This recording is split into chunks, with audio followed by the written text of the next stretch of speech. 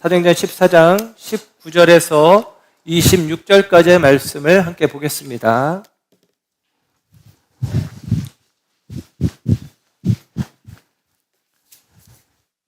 사도행전 14장 19절에서 26절까지의 말씀 합독합니다. 시작. 유대인들이 안디옥과 이고니온에서 와서 무리를 충동하니 그들이 돌로 바울을 쳐서 죽은 줄로 알고 시외로 끌어내치니라. 제자들이 둘러섰을 때에 바울이 일어나 그 성에 들어갔다가 이튿날 바나바와 함께 더베로 가서 복음을 그 성에서 전하여 많은 사람을 제자로 삼고 루스드라와 이고니온과 안디옥으로 돌아가서 제자들의 마음을 굳게 하여 이 믿음에 머물러 있으라 권하고, 또 우리가 하나님의 나라에 들어가려면 많은 환난을 겪어야 할 것이라 하고 각 교회에서 장로들을 택하여 금식기도 하며 그들이 믿는 주께 그들을 위탁하고 비시디아 가운데로 지나서 밤빌리아에 이르러 말씀을 버가에서 전하고 아달리아로 내려가서 거기서 배 타고 안디옥에 이르니 이곳은 두 사도가 이룬 그 일을 위하여 전에 하나님의 은혜에 부탁하던 곳이라. 아멘. 아멘. 잘 앉으십니다. 오늘 이 아침에 하나님의 사랑하심과 은혜가 저와 여러분 가운데 함께하는 줄 믿습니다. 네, 오늘은 사도행전 말씀 35번째 시간, 다시 그 성으로 라는 제목으로 말씀을 전합니다. 추석 명절, 한가위 명절이 되어지는데요, 여러분의 삶 가운데 풍성한 하나님의 은혜가, 돌보심의 은혜가 여러분의 삶 가운데 있어지기를 주의 이름으로 축복합니다. 아울러서 우리가 내년 추석에는 우리 교회에서 성지순례를 가기로 했어요. 원래는 이스라엘, 요르단 이곳을 가려고 했는데 지금 이스라엘이 전쟁 상황에 있어서 쉽지 않을 것 같아요. 그래서 아마도 터키, 그리스 지역으로 가게 되어질 것 같습니다. 터키, 그리스 지역은 사도 바울의 전도 여행지가 되어집니다. 그래서 우리가 사도행전을 보면서 저는 개인적으로는 저 자신을 위해서 제가 그 성지에 가기 전에 다시 한번 또 이 사도행전을 통해서 마음에 새기고 또 기억하고 그리고 연결시키고 하고 하는 마음들이 제게 있어요. 또 이 사도행전의 말씀을 올해부터 전하면서 은연중에 염두에 두고 있는 것입니다. 내년 성지순례 가는 마음들이 우리 가운데 있어지길 원하는 마음도 있고, 또 하나는 여러분들이 성지순례를 갔을 때 들었던 말씀들이 기억나고 생각나고, 그래서 이 성지에 왔을 때 그냥 돌덩어리 몇 개 보고 오는 게 아니라 의미들이, 그리고 말씀들이, 그리고 우리를 향하신 하나님의 소명이 연결되어지는 그런 모습들이 있었으면 좋겠다라는 생각을 해봅니다.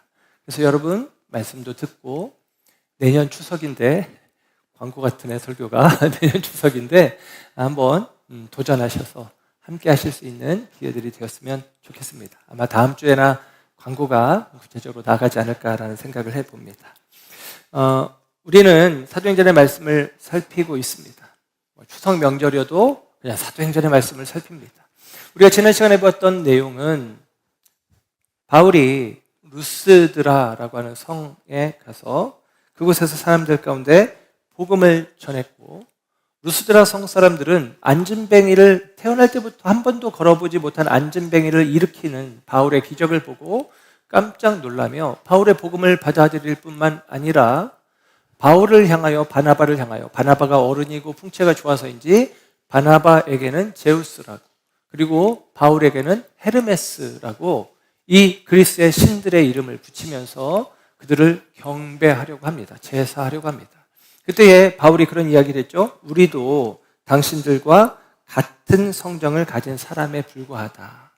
우리도 당신들과 같은 성정을 가진 사람에 불과하다. 우리가 아니다라고 이야기하는 것이죠.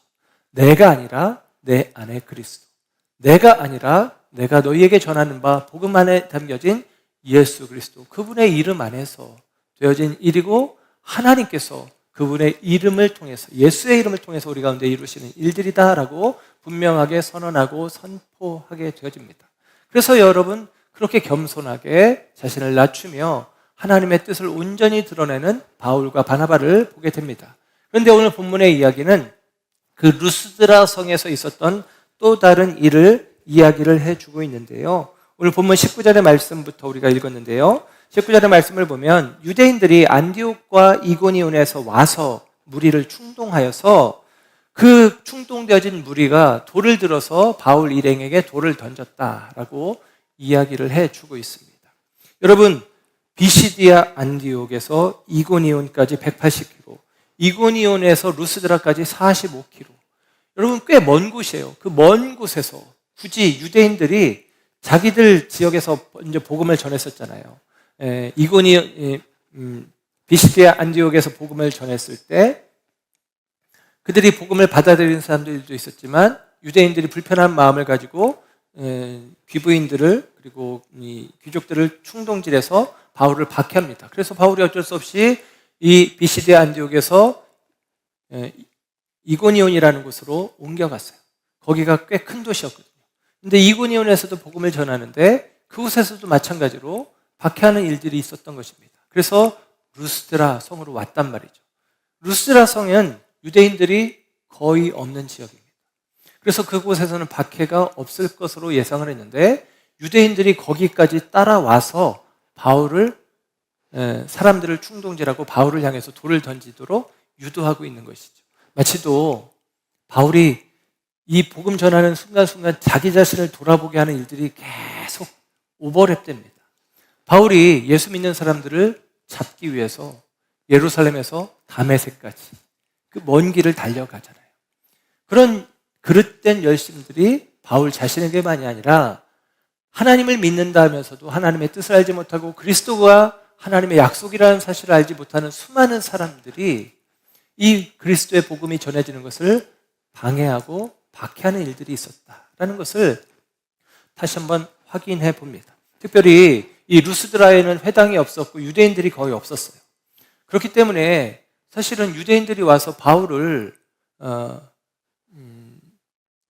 돌팔매질하도록 사람들, 루스드라 성 내에 있는 사람들을 충동질하는 과정 가운데 그들이 본래 별로 접점이 없습니다. 연결점이 없어요. 그런데 추정을 성경학자들이 하는 것이죠. 뭐라고 충동했을까라고 했을 때 이렇게 생각하는 견해가 커요. 뭐냐면 이 루스드라 성에는 제우스, 헤르메스 등등 그리스 신들을 믿는 믿음이 있잖아요.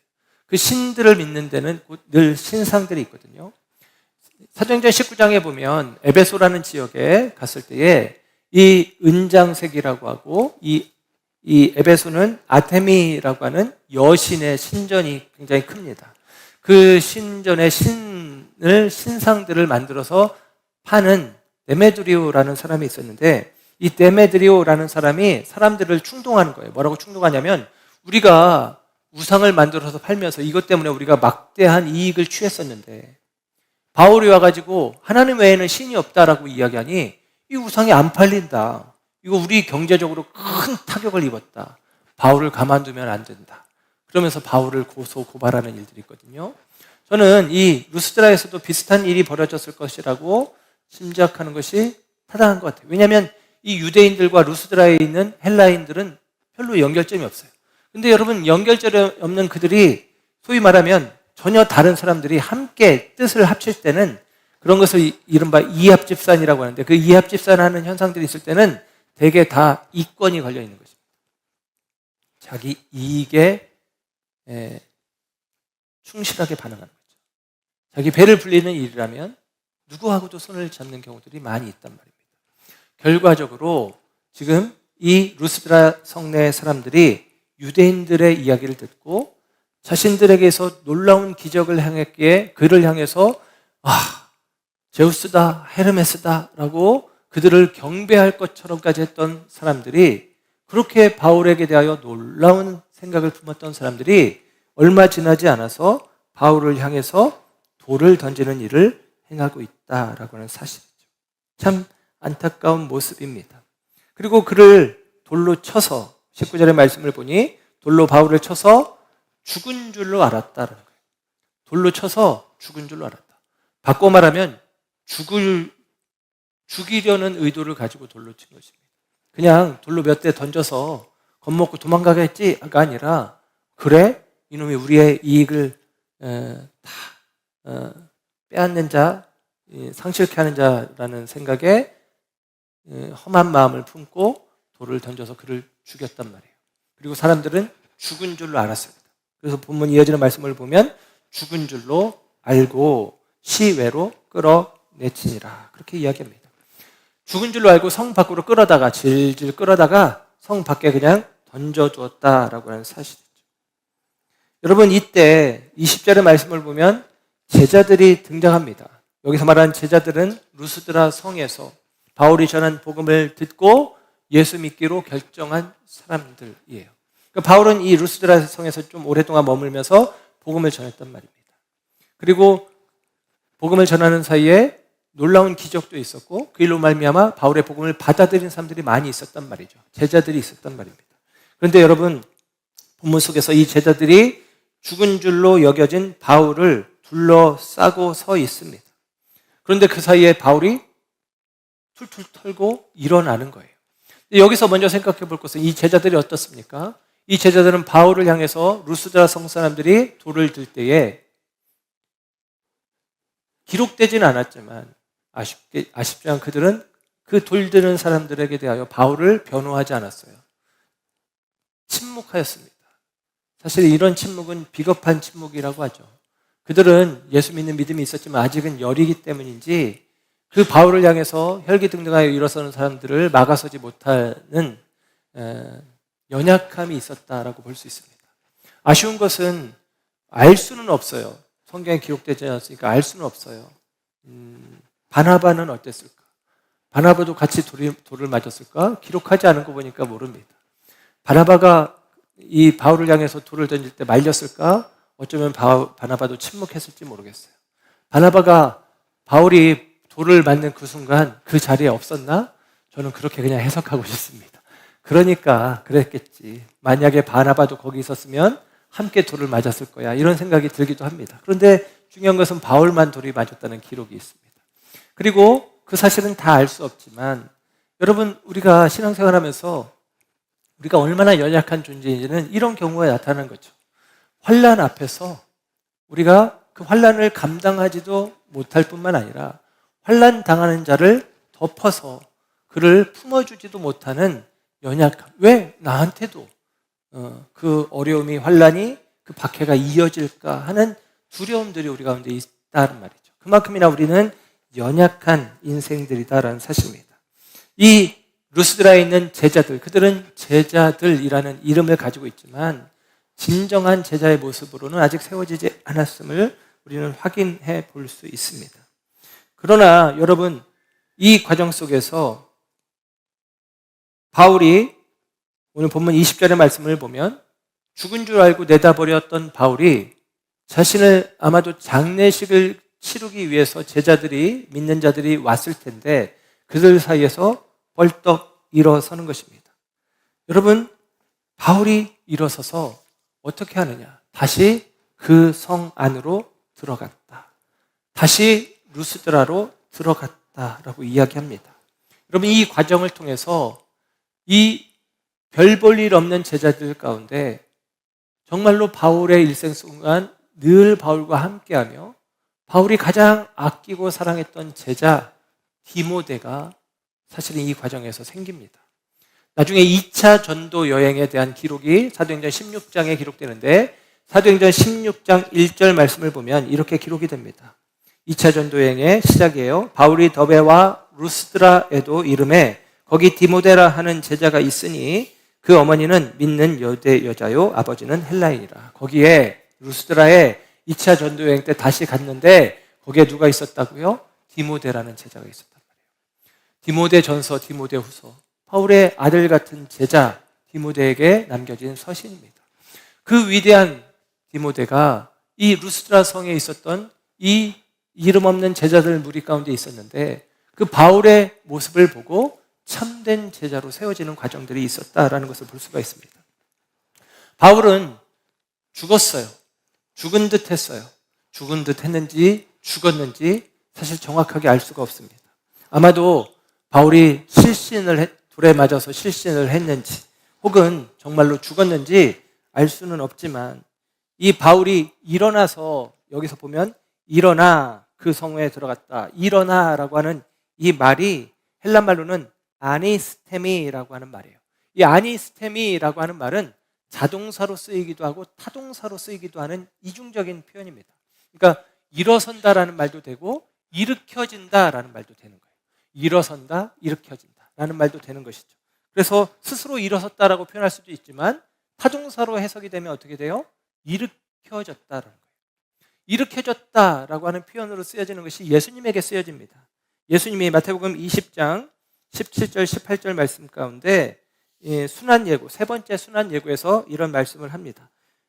마태복음 20장 17절 이하 예수께서 예루살렘으로 올라가려 하실 때에 12 제자를 따로 데리시고 길에서 이르시되 보라 우리가 예루살렘으로 올라가노니 인자가 대제사장들과 서기관들에게 넘겨짐에 그들이 죽이기로 결의하고 이방인들에게 넘겨주어 그를 조롱하며 채찍질하며 십자가에 못 박게 할 것이나 제3일에는 살아나리라. 여기서 살아나리라 라는 말이 아니스테미라는 말이에요. 예, 이 말은 뭐예요? 예수님이 다시 살아난다는 얘기는 하나님이 그를 다시 살리신다라는 의미가 되어지는 것입니다. 요한복음 11장 25절에도 예수께서 이르시되 나는 부활이요 생명이니 나를 믿는 자는 죽어도 살겠고, 여기서 부활이라는 말, 이 부활이라는 말이 아나스타시스라고 하는 아니스테미에서 파생되어진 명사형입니다. 그러니까 부활이라는 말은 일어선다라는 말이에요. 같은 말입니다. 근데 그 부활은 어떻게 되는 거예요? 하나님이 죽은 자를 다시 일으키신다라는 개념이 되는 거죠. 그래서 여러분, 바울은 정확하게 알 수 없어요. 기절했다가 일어난 건지, 죽었다가 하나님이 다시 살리신 것인지 알 수 없습니다. 분명한 것은 어찌되었든 바울이 스스로의 힘으로 일어난 것은 아닌 것 같아요. 하나님이 그에게 다시 일어설 힘을 주셨든 하나님이 그 죽은 자를 다시 살리셔서 그로 남은 사명을 감당하게 하셨다. 여러분, 저와 여러분의 믿음이 여기에 있는 것입니다. 내가 넘어졌을 때, 내가 일어설 힘이 없을 때 하나님께서 저와 여러분 가운데 새 힘이 되어주시고 능이 되어주신다는 것은 나로 하여금 다시 일어설 힘을 주시든 혹은 완전히 절망 가운데 죽음 가운데 있는 우리들을 다시 주님이 살려주시든 하신다라는 의미입니다. 바울은 하나님께서 다시 살려주신다는 의미를 알고 있었어요. 이미 영적으로 그는 죽었던 자가 다시 살아나는 경험을 했었고, 그 영적인 죽음이 다시 살아나는 경험을 한 사람들은 우리의 마음이, 우리의 중심이 다시 살아나는 경험과 주님께서 원하신다면 우리의 육체마저도 다시 살리실 것을 믿게 되어진 것입니다. 그래서 바울은 그가 하나님께서 다시 살리실 것을 믿는 믿음이 있었기에 자신을 죽이려고 했고 죽였다고 볼 수 있는 루스드라라는 곳으로 다시 그 성으로 들어갈 수 있었다라고 하는 사실입니다. 여러분, 저와 여러분이 하나님께서 우리의 생애 속에서, 삶 속에서 이루실 일들, 저와 여러분을 다시 일으키실 것을, 저와 여러분에게 다시 생명을 허락하실 것을 믿고 살아가는 삶이 되어지기를 주님의 이름으로 축원합니다. 여러분, 이것이죠. 사도행전 14장 10절에 이 루스드라 성에 나면서부터 안진뱅이였던 자를 바울이 명하여 일어서게 했잖아요. 그때 그가 일어섰다라는 표현도 똑같습니다. 아니스테미라는 똑같은 단어가 쓰여져요. 여러분, 그 안진뱅이가 스스로 일어선 것입니까? 아니죠. 바울이 명하여, 아마도 베드로가 사도행전 3장의 성전 미문에 안진뱅이를 일으키는 것처럼 나사렛 예수의 이름으로 일어나라 했을지도 모르죠. 그랬더니 그가 일어나는 것이죠. 바울은 깨닫는 것입니다. 자신이 안진뱅이를 일으킨 것이 아니라 예수께서, 하나님께서 그 일을 이루신 것을 깨닫고 알고 있는 것이고, 스스로 일어서는 것이 아니라 하나님이 얼마든지 그 인생을 일으키실 수 있다라는 사실을 알고 있고 믿고 있는 거예요. 그래서 선포했고 경험했고, 그 안진뱅이에게 있었던 그 일이 자신에게도 그대로 이루어질 수 있다는 사실을 믿고 알고 있는 것입니다. 그래서 바울은 다시 루스드라 성으로 들어가는 그와 같은 결정을 하게 되어집니다. 여러분, 바울이 루스드라 성으로 다시 들어갔다라고 이야기합니다. 그 성의 사람들은 자신을 향해서 돌팔매질을 했던 사람들. 적당히 돌팔매질한 것이 아니라 죽일 의도를 가지고 돌팔매질을 했던 사람들입니다. 그런데 여러분, 그 루스드라 성에서 돌에 맞아서 자기가 혼절을 했든 죽었든 그렇게 되어질 정도, 그를 질질 끌고 가도 그 의식이 깨어나지 않을 만큼 그렇게 심한 고통을 당했던 곳인데, 여러분, 그곳으로 다시 들어가서 무엇 하겠다는 거예요? 다시 복음을 전하는 것입니다. 이게 바울의 모습이죠. 저는 고향이 논산입니다. 남자들에게는, 요즘은 군대가 좀 약해졌다고 하는데 남자들이 하는 말들이 있거든요. 논산 쪽으로는 오줌도 놓지 않는다, 뭐 이런 말을 해요. 그 훈련소에서 고생해서 그렇죠. 훈련소에서 하도 고생해서 거기는 생각도 하기 싫어, 뭐 이런 거잖아요. 루스드라가 그런 것도 아니겠어요? 거기는 바라보고 싶지도 않은 것이죠. 그런데 그곳을 향해서, 여러분, 지금 바울이 툴툴 털고 일어났었다고 제가 말씀을 드렸지만 피투성이에, 상처투성이에, 그런 상태 아니겠어요? 그 모습으로 지금 루스드라 성 안으로 들어가고 있는 것입니다. 사도행전 20장 24절에 바울은 3차 전도행을 마치면서 이런 이야기를 합니다. 내가 달려갈 길과 주 예수께 받은 사명, 곧 하나님의 은혜의 복음을 증언한 일을 마치려 하면은 나의 생명조차 조금도 귀한 것으로 여기지 아니하노라. 내가 받은 바 사명 감당하기 위해서 나의 생명을 조금도 귀하게 여기지 않는다. 여러분, 이렇게 바울이 마음 먹은 자이기에 이와 같은 일들이 가능했다라는 사실을 보게 되어집니다. 죽을 각오를 이미 했기 때문에 돌에 맞아 까무러친 정도야 뭐 그게 뭐라고, 별 대수라고 하고 툴툴 털고 일어나서 나아가는 것이죠. 여러분, 이것이 이해가 되십니까? 여러분, 고난이라고 하는 것이 얼마나 각오했느냐에 따라서 그 무게가 달라지는 거예요. 내가 얼만큼을 각오했느냐. 죽을 각오로 했으면 뭐가 문제가 되겠냐라는 것이죠. 비에 젖기를 이런 거죠. 이미 젖은 사람은 가랑비를 두려워하지 않습니다. 그렇죠? 근데 젖지 않은 사람은 가랑비 맞는 걸 두려워하죠. 아이고, 젖으면 안 되는데, 이런 것이죠. 이미 젖어버린 사람은 가랑비를 두려워하지 않아요. 어떤 목사님이 간증하는 내용을 보았는데요. 개척교회를 시작할 때 얼마나 고생스럽습니까? 근데 이분이 자기는 개척교회를 하면서 조금도 고생이라는 생각이 안 들었다는 거예요. 그 이유를 이분이 설명을 합니다. 자기가 어떤 선배 목사님의 설교를 듣는데 그 설교 가운데서 이런 이야기를 하시더라는 거예요. 그 설교하시는 선배 목사님이 자기가 목회 초년병 시절에 교회에서 쫓겨나와서 월세를 못 내서 아마 쫓겨난 것 같아요. 쫓겨나와서 오갈 데가 없어서 셋집에 그냥 머물러 있을 수밖에 없었는데 셋집의 월세값마저 밀려버렸다는 것입니다. 그랬더니 주인이 월세 내라 기다려주세요. 기다리다 못한 주인이 내가 밀린 월세 안 받을 테니까 제발 나가만 달라 그랬답니다. 그런데도 나가면 어디 갈 데가 없으니까 버티고 있었던 것이죠. 하루는 주인이 곡괭이를 들고 와서 방바닥을 파헤치기 시작하더라는 거예요. 방구들을 다 헤집어 놓고 가버리더라라는 것입니다. 그러면서 그 목사님이 이렇게 이야기하는 거예요. 내 앞에서 방구들 안 파헤쳐 봤거든 고생했다 소리 하지 마라. 이렇게 이야기했다는 것입니다. 그 설교를 듣고 나서 개척교회를 하면서 자기는 그런 경험을 당해본 적은 없습니다.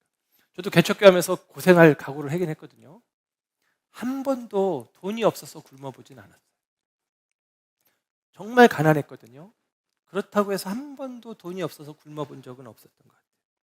여러분, 어떤 각오를 하냐에 따라서 주어지는 고난이 무겁게 여겨질 수도 있고 가볍게 여겨질 수도 있죠. 나는 주께 받은 사명, 그 사명을 감당하기 위해서는 내 목숨을 조금도 아깝지 않게 여깁니다 라고 하는 결단이 있었던 바울은 뭐 이것쯤이야, 이 정도 고통쯤이야, 박해쯤이야 라고 생각하고 있다라는 사실입니다. 사랑하는 여러분, 그렇기 때문에 바울은 그 고난의 경험을 가지고도 어떻게 보면 참 두려운 것 아니겠습니까? 그 루스드라 성을 향해서 다시 그 성을 향해서 들어가고 있다라는 사실입니다. 저는 이 장면을 한번 상상 속에서 생각해 보았어요. 이 성 밖에 제자들이 바울의 장례식을 치르기 위해서 모였던 사람들이 자신들을 뒤로 하고 루스드라 성을 향해서 나아갈 때 어쩌면 몇몇 사람들은 가지 마세요. 선생님 거기 가면 위험합니다. 라고 했을지도 모르겠지만 그 성을 향해서 나아가는 그 뒷모습이 너무 아름다워 보이는 거예요. 야, 정말 아름답다. 고귀하다. 이런 느낌이 들죠. 반면에 성에 있는 사람들이 피투성이가 되고 상처투성이가 된 자기들이 돌팔매질하여서 성 밖으로 끌어내버렸던 그 존재가 일어나서 자신들 향해서 저벅저벅 걸어오고 있는 모습을 상상해서 보고 있다면 여러분 일면 두려운 마음이 들고 경외하는 마음이 들지 않겠습니까? 그게 지금 바울의 모습입니다. 그런 모습으로 성 안으로 들어가고 있다라는 사실입니다. 돌에 맞아 상처와 피투성이가 되어진 바울이 그 몸을 이끌고 곧장 방금 자기 자신을 향해서 죽일 의도를 가지고 돌을 던졌던 그들을 향해서 그 성을 향해서 나아가고 있는 것입니다. 왜 그럴까요? 왜 그래야만 하는 것입니까? 단순하게는 복음을 전하기 위해서라고 할 수 있겠지만 자기 속에서 역사하시는 예수 그리스도의 생명이 꺾이지 않았음을, 또한 아무리 짓밟아도 예수 그리스도의 진리는 절대로 짓밟히지 않는다는 사실을 바울은 자신의 걸음을 통해서 증언하고 있는 것입니다. 웅변적으로 외치고 있는 것이죠. 바울이 그 루스드라 성에 가서 복음을 전했고 다시 그 성에서 하나님의 역사는 꺾이지 않는, 하나님께서 그리스도를 통해서 나타내신 진리는 절대로 짓밟히지 않는다는 사실을 삶을 통해서 드러내게 되어집니다. 아마도 이런 과정들이 서두에 말씀드렸던 디모데 같은 참 제자를 세우는 과정이 아니었을까라고 짐작해 볼 수 있습니다. 이후에 있는 말씀들을 보면 이제 20절 하반절에 보면 이튿날 바나바와 함께 더베로 갑니다. 이 더베라는 지역으로 가서 거기에서 복음을 전해서 많은 사람을 제자로 삼았다. 21절에 이야기를 해주네요. 여러분, 그리고 나서 바울은 루스드라와 이고니온과 안디옥으로 돌아갔다라고 21절에 이야기를 해주고 있어요. 여러분, 지도를 보시면 우리가 1차 전도 여행 때 우리가 1차 전도 여행의 여정을 여러분에게 설명을 드렸었는데요.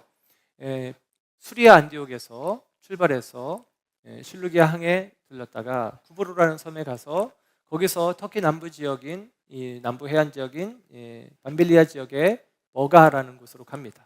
그리고 이 버가에서 풍토병에 걸려서 마가는 되돌아가 버리고 바울과 바나바 두 사람만 타우루스 산맥을 넘어서 비시디아 안디옥으로 넘어갑니다. 이 타우루스 산맥은 위험한 지역이고 고지대라고 말씀을 드렸어요. 그러니까 이제 젊은 마가도 두려워서 도망갔을 것으로 추정이 되어지는데 이 타우루스 산맥을 넘어가서 비시디아 안디옥, 그리고 거기서 박해를 당해서 이고니온에서 박해를 당해서 서남쪽으로 루스드라에서 다시 지금 루스드라 성에서 있었던 일을 뒤로 하고 이튿날 바나바와 함께 더베로 갔단 말이에요. 여러분, 여기까지가 지금 바울의 1차 전도 여행의 모든 여정의 끝입니다. 더베까지예요. 더베가 1차 전도 여행의 마지막 처음부터 계획하진 않았지만 마지막 자리입니다. 그런데 여기에서 성경의 이야기는 되돌아가는 길을 선택했다고 하는데 사실은 이것은 굉장히 비합리적입니다. 여러분이 지도를 봐서 지금 보셔서 알겠지만 이 더베에서 동쪽으로 길을 선택해서 가면 어떤 결과가 나오냐면 그 다음 지도를 보시면 이렇게 나오는데 다소라는 지역이 있어요. 다소라는 지역을 거쳐서 그리고 안디옥으로 가면 됩니다. 거리가 가깝습니다. 이 더베에서 다소까지의 거리는 한 200km 정도 되는 거리예요. 그러니까 200km 정도면 그렇게 먼 길이 아닙니다.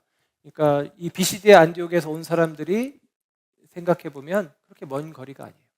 그래서 이 길로 가면 고향 땅 다소, 이 다소는 바울의 고향이거든요. 그러니까 여러분, 여러모로 다소를 거쳐서 안디옥으로 가는 길을 선택하는 게 자연스러운 것입니다. 마땅하고 합리적인 거예요. 말씀드린 것처럼 한 200km 정도만 더 가면, 그러면 자기가 고향을 가는 거예요. 그 고향은 우리에게 어떤 느낌입니까? 우리가 한가위 명절을 맞았는데, 그래서 우리 자녀들도 오기도 하고 했는데 우리의 영원한 안식처 같은 느낌이잖아요. 바울이 13년 동안 칩거할 때에 고향 땅 다소에 가서 칩거했잖아요. 다메섹에서 예루살렘에서 사역하다가 실패하고 박해를 받고 그 사도들이 보내서 고향 땅 다소에 가서 13년을 있다가 안디옥에 가서 바나바와 1년을 동행하다가 지금 1차 전도 여행을 하는 지 1년 정도가 지났어요. 그러니까 한 2년 정도.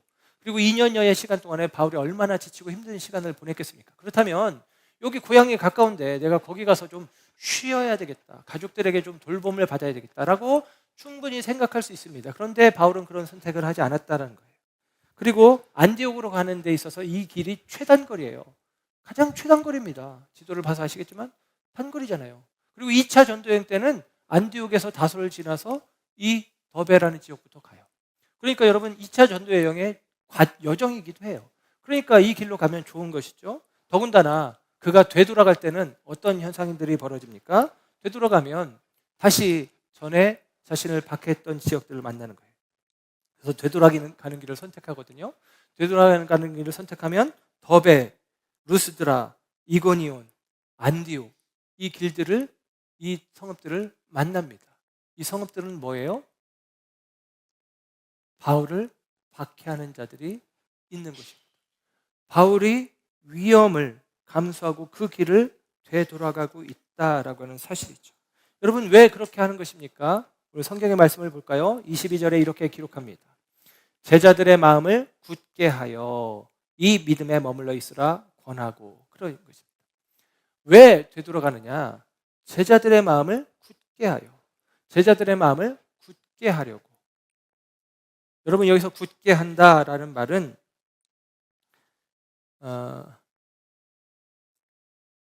더 강화시키는 것이고, 그리고 더 확고하게 하는 것입니다. 이것을 다른 말로 이제 입증한다라고 이야기를 하는데요.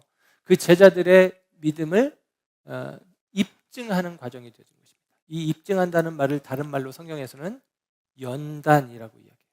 그 믿음을 단련한다, 연단하는 과정으로 삼기 위해서 되돌아간다라고 이야기를 해주고 있습니다.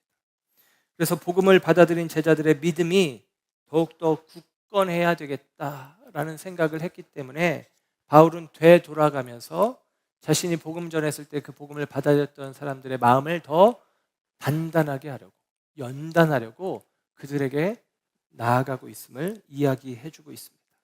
그래서 이 루스드라, 이고니온, 안디옥, 이 그리스도인들이 여러분 어떤 마음들을 가졌을까요? 바울이 당한 고난의 모습들을 보았잖아요. 바울이 겪은 그 고난의 모습들을 보았습니다.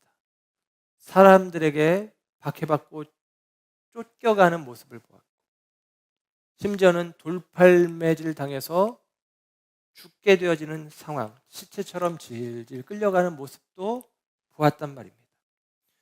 여러분, 그들이 바울이 전한 복음을 그들의 삶 속에 계속같이 받아들이고 그것을 유지해가는 것은 만만한 일이 아니라는 사실을 바울이 당하는 고난을 통해서 본 것입니다.